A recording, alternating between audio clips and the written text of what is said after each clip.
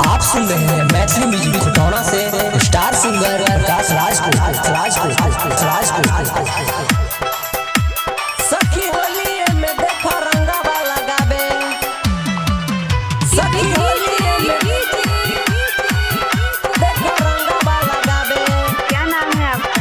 Present by Maithili music Khatauna Sukhipur.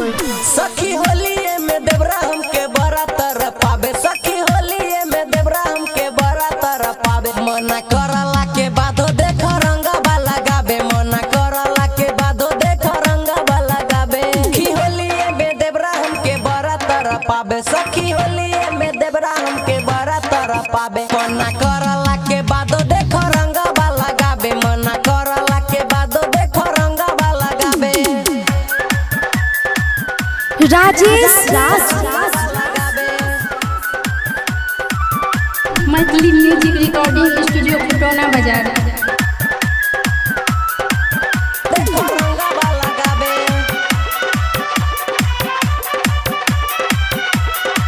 हमके रंगवा लगाबे, पीछे करियो सटाबे, हमके रंगवा लगाबे, पीछे करियो सटाबे। ललका पियर का सब रंगवा लगाबे, मीट मछली दारू पी के मुंह बसटाबे, मीट मछली दारू पी के मुंह बसटाबे। मना करला के बाद देखो रंगवा लगाबे, मना करला के बाद देखो रंगवा लगाबे। Present by Maithili music Khatauna. देखो रंगवा लगाबे, देखो रंगवा लगाबे। क्या नाम है आपका? देखो रंगवा लगाबे, सुखीपुर।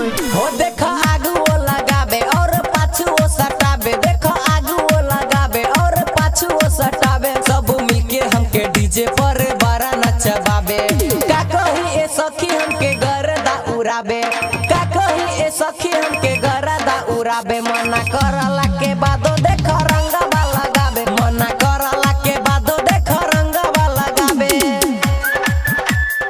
राजेश राज देखो रंगवा लगाबे,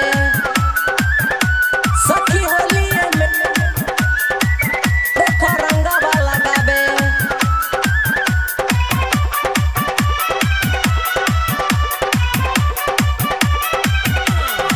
ओ देखो हमके सुता के ऊ रंगवा उड़ाबे, देखो हमके सुता के खूबे रंगवा उड़ाबे। देवरू गायक प्रकाश हमके बड़ा तारा पावे, गोविंद प्रभात मिलके घर में घुसाबे, आर के राजा परवीन मिलके घर में घुसाबे। मना करला के बादो देखो रंगवा लगाबे, मना करला के बादो देखो रंगवा लगाबे। सखी होली में देवरा हमके बड़ा तरह पावे, सखी होली में देवरा हमके बड़ा तरह पावे। मना करला के बादो देखो रंगवा लगाबे, मना करला के बादो देखो रंगवा लगाबे, मना करला के बादो देखो रंगवा लगाबे। मैथिली म्यूजिक रिकॉर्डिंग स्टूडियो खटौना बाजार।